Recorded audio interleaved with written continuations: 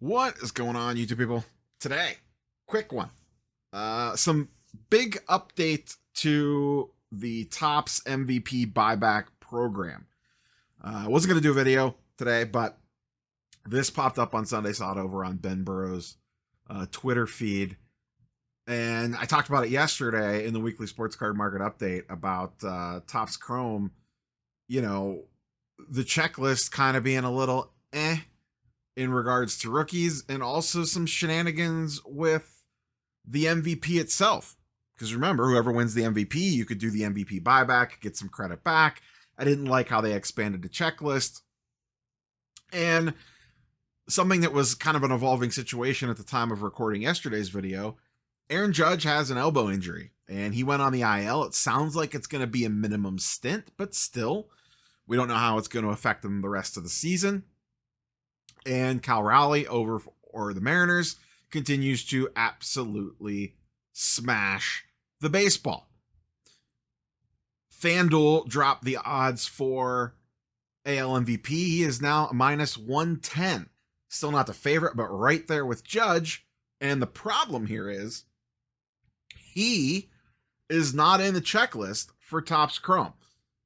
So Ohtani is the runaway favorite in the NL. Obviously, there's still a couple of months to go. Injuries could happen. But Cal was right there. He had his 40th home run, I think, last night or the day before. And not on the checklist was going to pose some interesting questions. Well, as Ben Burrows pointed out, Topps made a little bit of an update here on the FAQ. Let me give you guys a little zoom here. What happens if a 2025 AL or NL MVP winner is not included in the base set of the 2025 Chrome? Well, they now have a provision for this. If an MVP winner does not have a base parallel card in the 2025 Chrome baseball release, but does appear in 2025 Chrome update product with base or base parallel cards, those Chrome update cards will become eligible for buyback redemption at the same store credit value listed above. This contingency applies only if the MVP does not have eligible buyback cards in the original Chrome baseball product. Now, for those wondering, that would include Cal, and I believe it also includes Pete Crow Armstrong, who also is not in the Topps Chrome checklist. So, Topps Chrome update might have a little extra juice in addition to, let's see, Nick Kurtz. His majority of his rookies will be in there. A lot of people will be chasing that, and a handful of others. Kurtz being the big name now, given, the last few days. Obviously, a lot could still change before that product actually releases later in the year. But what do you think about this? They had to do something. That's for sure. They obviously had to do something because there's a decent chance now that Judge does not win AL MVP, and you can't have this whole promotion built around it. So this is a very reasonable compromise and makes a lot of sense. The question is, and I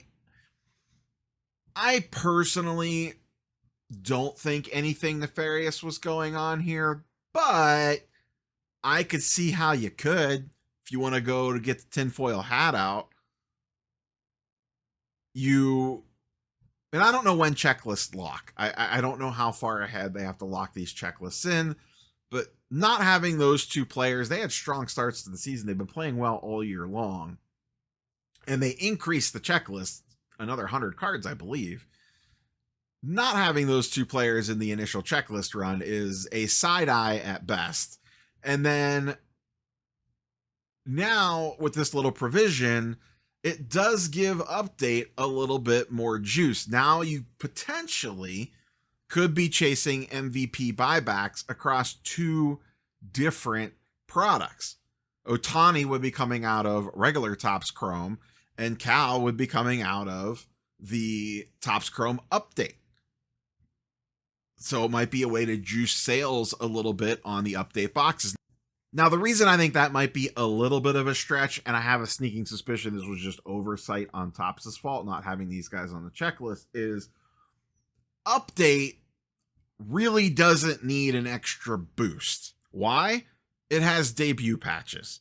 And as we saw last year, debut patches are more than enough to move update product. So I don't think they needed the MVP chase being split into that product to help it sell, but it will add an interesting little angle onto that product for sure. If anything, regular Topps Chrome probably needs the help. A lot of hullabaloo online this weekend was a lot of the gold logo men have been hit already. At time of recording the Sunday video, a lot of that hadn't come out yet, but a decent chunk of them have been pulled. In fact, the Ohtani Judge duel was hit 20 minutes from my house up in Cuyahoga Falls, Ohio. Shout out All Pro Sports Cards. Great little shop. I've bought sealed product from them before.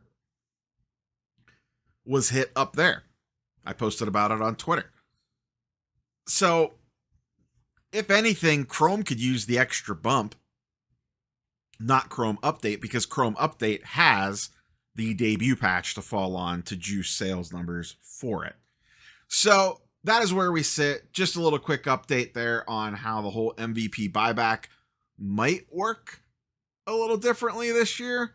So you're going to have to pay attention to the odds, and we'll see what happens by the time update rolls around. We'll have more information on it. Hopefully Judge is okay, could come back, play fine, and maybe it just ends up being a tighter race between those two. But we'll have to see what happens in regards to the MVP race. The NL, like I said, unless Ohtani gets hurt, this feels like an absolute runaway. But like I said, we have all of August and all of September to go. So 2 full months. We'll see what happens. MLB trade deadline this week. That'll be a fun one. I always love when there's chaos during the National. The MLB trade deadline was going on. I remember what other chaotic things have happened during the National. There was a quarterback thing a few years ago, and I can't remember the name. Some backup quarterback. I feel like it was for the Colts, maybe. Someone got hurt or a trade. I don't remember what it was, but a backup quarterback went from nobody cared to, oh God, his price 5x'd overnight, and it lasted for like 2 weeks. That happened during the National. And I remember the Russell Westbrook going to the Lakers, I feel like happened during the National. Correct me if I'm wrong on that one. Russell Westbrook was involved in something during the National. I thought it was when he went to the Lakers, but I could be wrong on that. And it's just always fun when there's things like that happen that all of a sudden cause a shift in value, and then everyone's like running around trying to find their cards and stuff, even if it only lasts for 24 hours. It's always this little extra element of chaos, and I'm sure the MLB trade deadline being during it might have a little shakeup as well. All right, back to National prep for me. I've been getting stuff ready all day today, filtering through cards, figuring out what I want to take with me for trade nights and selling, etc. I'll do a video on all that, probably for Wednesday. Probably a news video tomorrow. I have a sneaking suspicion. That's all I got for you, boys and girls. Catch you on the next one. Peace.